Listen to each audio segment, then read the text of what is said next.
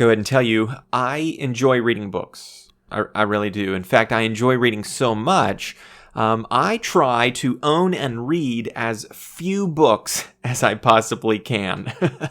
Now you may be thinking, wait a second, did he say that correctly? Yes, you heard me right. I try to be very deliberate to limit the amount of books on my reading list precisely because of how much I value my already limited reading time. In the past, it wasn't always the case, but now with a wife and 5 kids to care for, a church to pastor, a homestead to manage, and all the other hats I have to wear, reading time for me has come in shorter and shorter supply.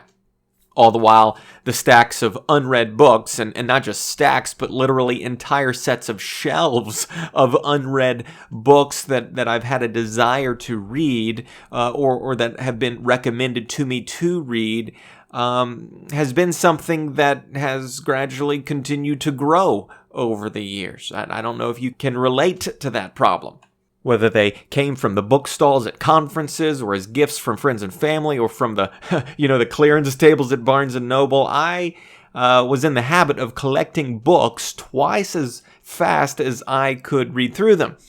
My problem only got worse when I realized there were certain books on my shelves that were so good, I wanted to reread them after I'd already read them.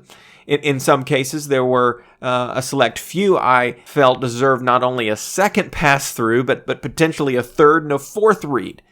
This only compounded the problem of not being able to ever make a dent in my unread stack. Well, I also started to realize there were some books I would read that I felt were perhaps a total waste of my time to read, and I felt no better off for having read them. So it was at that point I realized not all the books on a person's reading list are necessarily created equal, and maybe, just maybe with a little better vetting and a more strategic selection plan, that list could become a whole lot smaller while still becoming so much more meaningful. Eventually, I made the decision to purge my bookshelves of all the books I didn't realistically see myself reading or even rereading. And I started my search and began to narrow my library down to some of the best titles I had discovered or that are known to have stood the test of time, at least in whatever particular categories I feel the need to give attention to. Some may have thought I was a little crazy when they saw me take to Goodwill or donate to our church library a lot of the good titles I parted with, but I did receive some encouragement to the new minimalist approach to reading I've adopted for myself when I read some very supportive thoughts from men like Mortimer Adler, Charles Spurgeon, and later John Piper. In his classic guide to intelligent reading titled How to Read a Book, the respected philosopher of education, Mortimer Adler, argues that the key to good reading isn't a broader reading quantity necessarily, but a deeper reading quality. He writes, quote, "Being well read too often means the quantity, too seldom the quality of reading." It was not only the pessimistic and misanthropic Schopenhauer who inveighed against too much reading because he found that, for the most part, men read passively and glutted themselves with toxic overdoses of unassimilated information.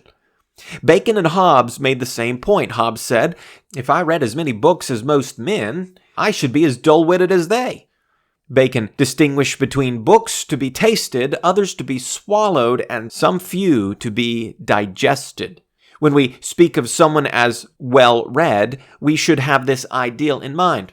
Too often, I fear, we use that phrase to mean the quantity rather than the quality of reading. A person who has read widely, but not well, deserves to be pitied rather than praised, for so much effort has been misguided and profitless. That pretty much sums it up. Then I found in one of the chapters of the book, Lectures to My Students, the great preacher Charles Spurgeon address ministers who have what he calls a slender apparatus. And by slender apparatus, he simply means the circumstances of owning a relatively small number of books and study materials due to whatever budgetary limitations constrain them. And to be fair, while Spurgeon's primary recommendation to ministers with a small library was to see if their churches could give them larger budgets in order to afford more, he does reflect on how it's possible to maximize and truly focus one's efforts in the most fruitful of ways with a relatively small number of books. He makes the point, quote, "If a man can purchase but very few books, my first advice to him would be, let him purchase the very best. If he cannot spend much, let him spend well." This age is full of word spinners, professional bookmakers who hammer a grain of matter so thin that it will cover a 5-acre sheet of paper. Forego then without regret the many books which, like poor Hodge's razors of famous memory, are made to sell, and do sell those who buy them as well as themselves. The next rule I shall lay down is, master those books you have. Read them thoroughly. Bathe in them until they saturate you. Read and reread them. Masticate them and digest them. Let them go into your very self. Peruse a good book several times and make notes and analysis of it. A student will find that his mental constitution is more affected by one book thoroughly mastered than by 20 books which he has merely skimmed, lapping at them, as the classic proverb puts it, as the dogs drink the Nile. Little learning and much pride come of hasty reading. Books may be piled on the brain till it cannot work. Some men are disabled from thinking by their putting meditation away for the sake of much reading. They gorge themselves with book matter and become mentally dyspeptic. Books on the brain cause disease. Get the book into the brain and you will grow.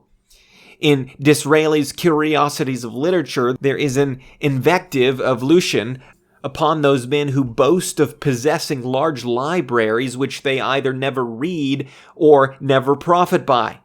He begins by comparing such a person to a pilot who has never learned the art of navigation, or a crippled who wears embroidered slippers but cannot stand upright in them. Then he exclaims, "Why do you buy so many books? You have no hair, and you purchase a comb. You are blind, and you must need buy a fine mirror. You are deaf, and you will have the best musical instrument." A very well-deserved rebuke to those who think that the possession of books will secure them learning. A measure of that temptation happens to us all, for do we not feel wiser after we have spent an hour or two in a bookseller's shop? A man might as well think himself richer for having inspected the vaults of the Bank of England. In reading books, let your motto be much, not many. Think as well as read, and keep the thinking always proportionate to the reading, and your small library will not be a great misfortune. There's very much sound sense in the remark of a writer in the Quarterly Review many years back. Give us the one dear book, cheaply picked from the stall by the price of a meal, thumbed and dog-eared, cracked in the back and broken in the corner, noted on the flyleaf and scrawled in the margin, sullied and scorched, torn and worn, smoothed in the pocket and grimed on the hearth, damped by the grass and dusted among the cinders, over which you have dreamed in the grove and dozed before the embers, but read again and again and again from cover to cover. It is by this one book and its 3 or 4 single successors that more real cultivation has been imparted than by all the myriads which bear down the mile-long bulging bending shelves of the Bodleian. And if you're unfamiliar, the Bodleian is a famous library over in Europe. I'll admit to you, I'm still working on rebuilding my library into that leaner, more robust collection that Spurgeon calls the very best works a person can read. Considering the millions of options that are out there to sort through, the process of deciding what is or isn't a worthy addition isn't easy. I know some have tried to put together lists of the most important and influential books ever to have been written. There's a book out there called 1,000 Books to Read Before You Die I saw recently. Mortimer Adler himself has put together a list of classics he believes a person should spend their entire lives working through. Honestly, I don't find any of those lists very helpful, since I don't believe everyone is called to focus their attention in all the same areas of study. I'm trying to assemble my list based specifically on the various life goals and particular roles I have in my life. No doubt that's going to look a little different for others.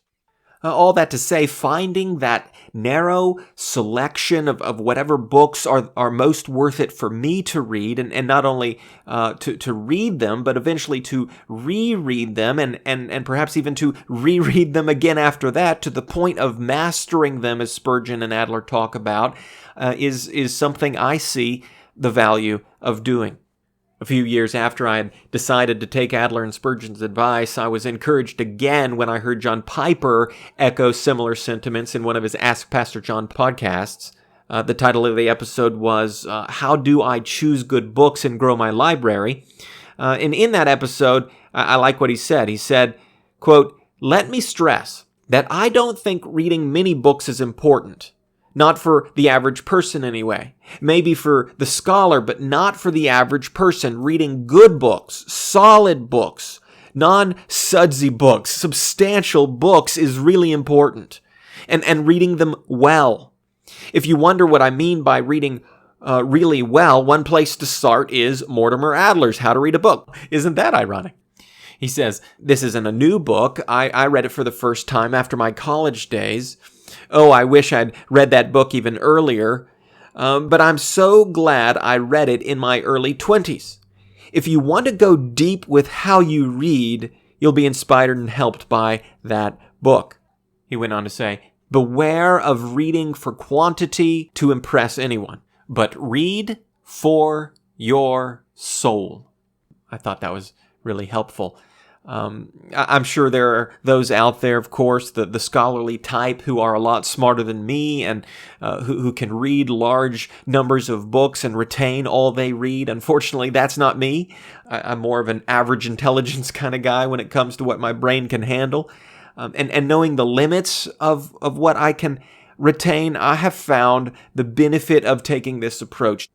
Not only does my house feel a lot cleaner with fewer dust collectors around, but I feel my heart and mind can reflect a whole lot deeper on those works I'm able to concentrate on over a longer period of time. Quality over quantity is the idea. To be well read isn't always synonymous with being broadly read. If you want to give more thought to your own approach to reading and how you decide what goes on your reading list and how to approach the books that are on your reading list, I can recommend the book, How to Read a Book by Mortimer Adler. If you haven't looked into that before, it really can change the way you read, allowing you to read more by reading less. I hope this episode's been helpful in some way. I encourage you to subscribe to our channel if you haven't already. Stay tuned for more episodes to come. Until then, God bless.